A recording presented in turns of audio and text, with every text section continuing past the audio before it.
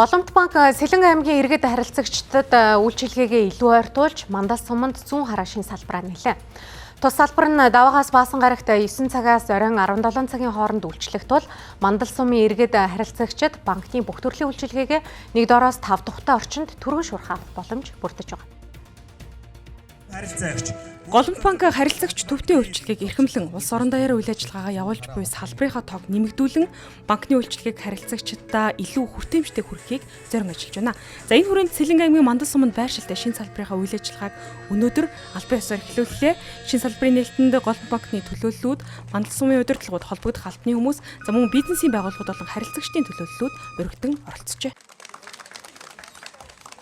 За өнөөдөр орон нутагт 3 салбар нэгдсэн нэг болох зүүн хараа хот буюу одоо Сэлэн аймгийн Мандал сумд бид 84 дахь одоо салбар нэгжээ байгуулахад одоо нийт шүүд алхахыг нэхэд бэлэн болсон байна. За тэгээ зүүн хараа сумын 30 гаруй мянган харилцаж үйлчлүүлэгч та бүгд манай зүүн хараа салбараар одоо банк санхүүгийн үйлчлэгийг аятгахтаа үйлчлүүлж аваарай гэж уриалж байна. За өнөөдөр сайхан өдөр Мандал сум зүүн хараа хотод маань Голомт банкны 84 дахь салбар үйл хаалгаа нээлээ. Энэхүү нээлтийн үйл ажиллагаанд оролцож байгаадаа туйлын их баяртай байна. Голомт банк 2024 онд Улаанбаатар болон орон нутагт нийт 5 салбараар шинээр нээж үйл ажиллагааг нь амжилттай эхлүүлсэн байна. Энэ жил ч мөн орон нутаг дахь салбарынхаа тоог үргэлжлүүлэн нэмж хэд хэдэн салбарын үйл ажиллагааг орон нутагт эхлүүлэхээр төлөвлөжээ.